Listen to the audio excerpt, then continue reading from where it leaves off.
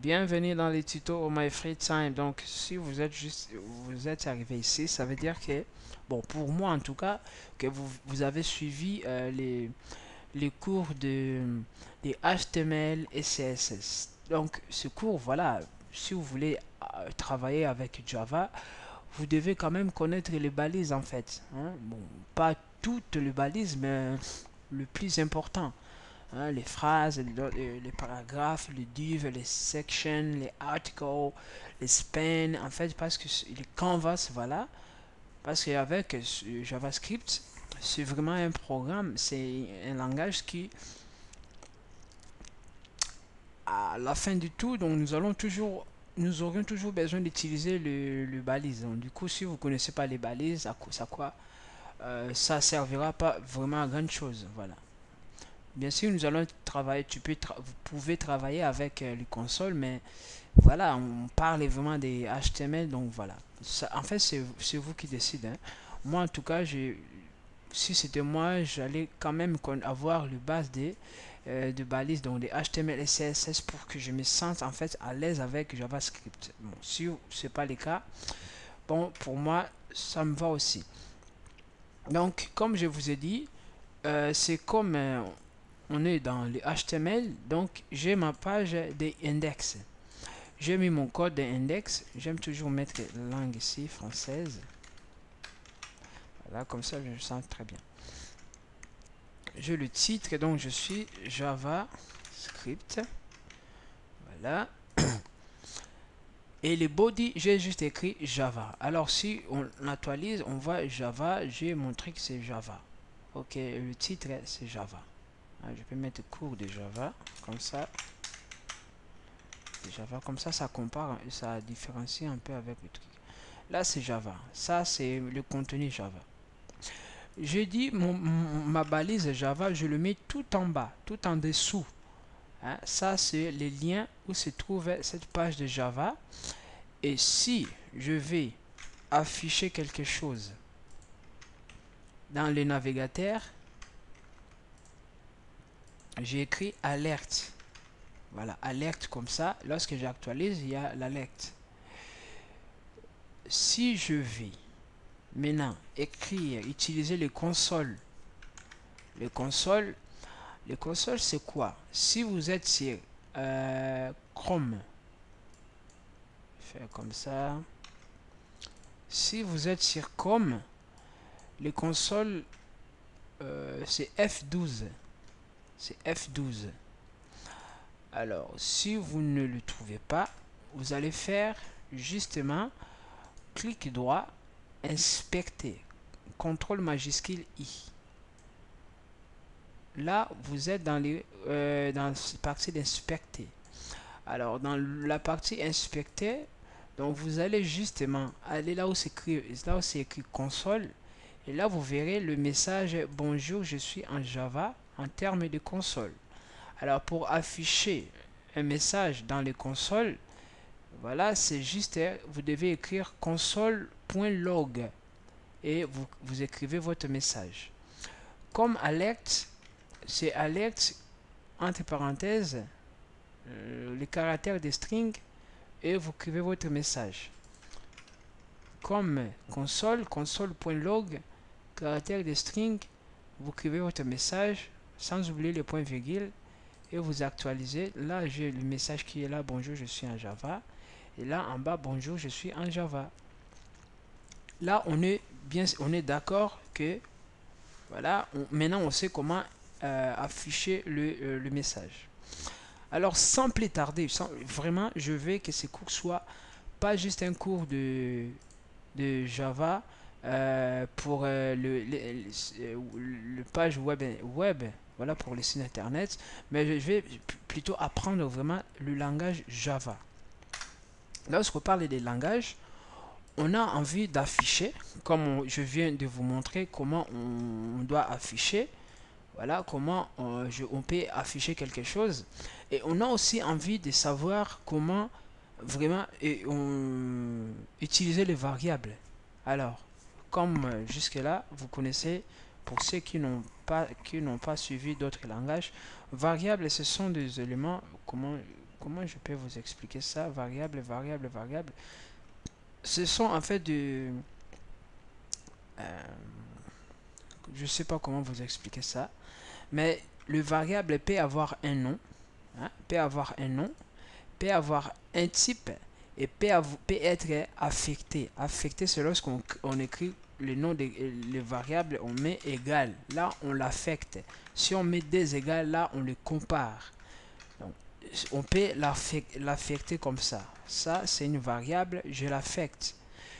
J'avais dit qu'il y a un type. Si c'était en langage C, j'allais écrire un entier comme ça, le nom des variables, et je l'affecte. Hein? Là, on voit si j'actualise, il me dit qu'il y a unexpected identified, ligne 2. Il me donne même l'erreur là où se trouve. Hein? Voilà, ligne 2. Dans les consoles. Voilà pourquoi c'est très important de connaître les consoles, parce que ça va nous aider à déboguer, à débloquer quelques éléments. Alors, sur les Java, je vous ai dit, si j'étais... ok. Alors, je voulais juste vous comparer en fait ces deux langages. Hein. Bon, c'est pas vous comparer des langages. Là, j'ai écrit le langage C. Hein. Là, c'est le langage C. Si je vais justement écrire, par exemple, je vais faire comme ça. Si je vais écrire, par exemple, déclarer une variable, on la déclare, je vais faire entier. Là, je dis que je veux que mon variable et ma variable soit un entier. Ça, je vais dire, par exemple, âge. Je mets 10. Ouais, ça, je déclare un entier. Maintenant, ici, je ne peux pas faire comme ça, vous voyez. Je ne peux pas écrire comme ça. Ça, c'est l'autre langage. Hein, je peux pas. Langage C, c'est comme ça. Hein. C++, je sais pas, c'est aussi presque la même chose. Vraiment, c'est différent. Si je vais imprimer cette variable, je peux juste, voilà, faire comme ça. Et je dis âge. Voilà, sauvegarde. Lorsque j'affiche, il me met l'âge, bonjour, 10. Hein. Voilà, bon. Là, c'est juste le langage C. En fait, je ne vous apprends pas langage C, mais je vous montre quand même comment le variable fonctionne en fait. Comment c'est déclaré le variable. Ici, j'ai déclaré le variable. Je lui ai donné les noms qui s'appellent âge. Je lui ai donné un type qui est entier, donc les entiers. Je l'ai affecté par une valeur 10. Alors, il y a encore l'autre variable, il est float. Ça veut dire que, par exemple, carré, je mets 1,2. Voilà. Ça, je l'ai aussi affecté. Si je vais justement l'afficher, je fais F. Et là, je mets ma variable, par exemple, carré. Voilà.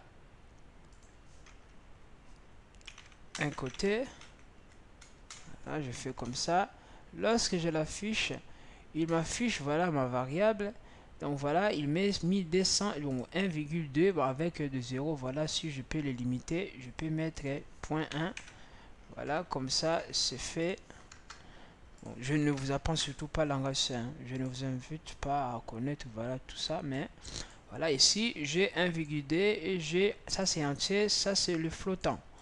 Même le double, on peut aussi le faire ici avec le flottant. Les entiers, les caractères, tout ça, ça se déclare. Mais l'objectif est savoir comment déclarer ici notre variable dans le truc, donc je vais faire comme ça, variable. Voilà. Alors pour déclarer une variable, ici c'est, on écrit var. On dit var comme variable, on donne le nom c'est valeur et on l'affecte 10. Alors, si vous voulez ne pas l'affecter tout de suite, vous déclarez juste variable. Voilà, comme ça. Vous voyez? Là, je le ferme déjà. Là, lorsque je actualise, vous voyez, ici, il ne montre rien. Hein, il n'y a rien. On a juste déclaré. Alors, voyons un peu dans les consoles pour voir si cette variable existe. Parce que les consoles, en fait, ça nous aide à connaître un peu de choses. J'ai écrit juste le nom valeur.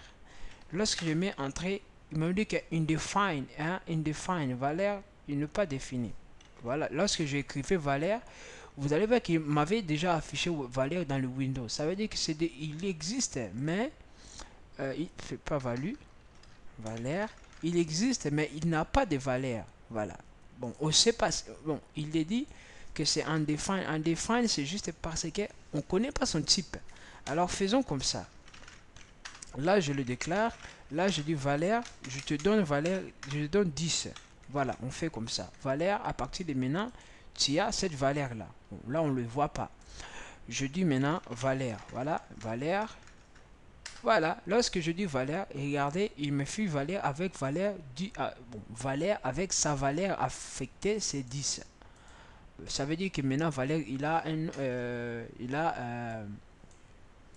est déterminé. Mais on dit, mais ça c'est quelle valeur? Bon, on pourrait faire de sorte, je sais pas comment le faire, j'ai oublié, pour dire si c'est un entier ou c'est un string, je sais pas moi.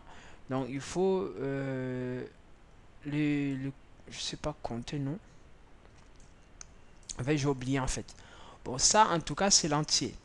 Alors je vais encore déterminer valeur, c'est le nom. Je fais nom. Je fais comme ça. Il n'y a rien, j'ai écrit non. Voilà. Lorsque je fais non, là ben, c'est undefined. Oh. Mais si j'écris non quelque part et que je dis non, non pour l'écrit, c'est un string.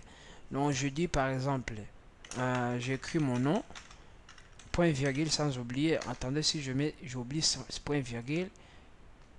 Bon, ça passe aussi en tout cas, mais bon. On le met comme ça, c'est bon. Non, point virgule, c'est bon. Alors, appelons maintenant nom. J'ai écrit en portugais, nom. Je fais entrer. Et là, il m'affiche, voilà. Il m'affiche le nom. Voilà.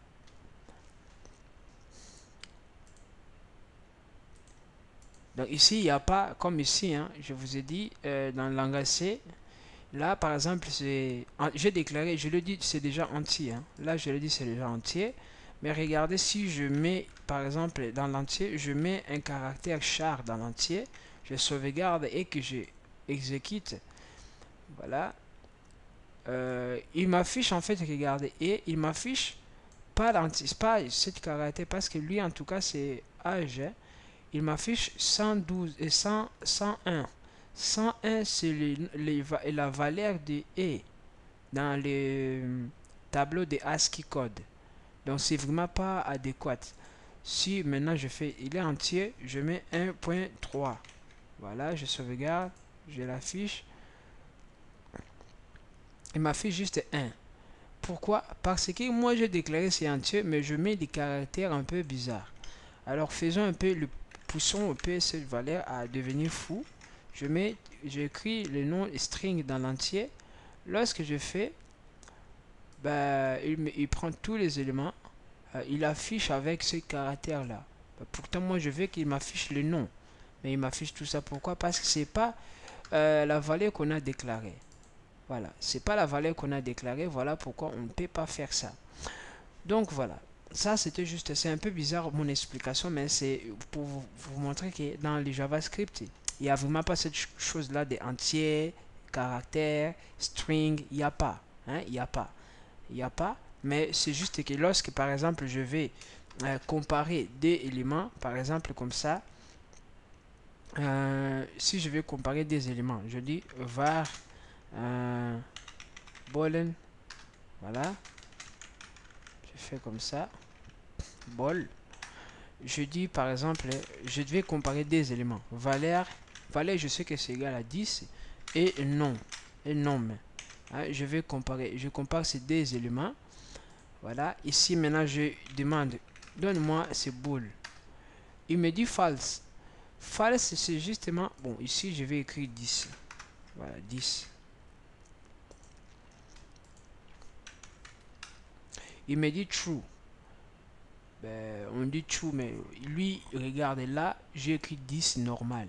Mais ici, j'ai écrit 10 de forme string. Vous voyez? Mais lorsque je les compare, il me renvoie true. Ben, vous pouvez dire, mais comment ça? C'est impossible. Hein? Là, il ne peut pas être true. Parce que lui, c'est 10, c'est des entiers. Et là, c'est des strings. Mais comment les deux doivent être égales, hein? C'est voilà, c'est vraiment pas précis. Alors pour être vraiment précis, j'y rajoute encore le troisième signe d'égalité. Maintenant, lorsque j'actualise et que je demande maintenant bool, là, il me dit que non, ils ne sont pas égaux. Voilà, les deux valeurs ne sont pas égaux. Pourquoi? L'autre, c'est entier et l'autre, c'est string. Voilà, ça, c'est juste une question de comparaison. Je vais pas encore parler des comparaisons. Je suis toujours dans les entiers. Bon, je vais couper cette vidéo ici pour continuer.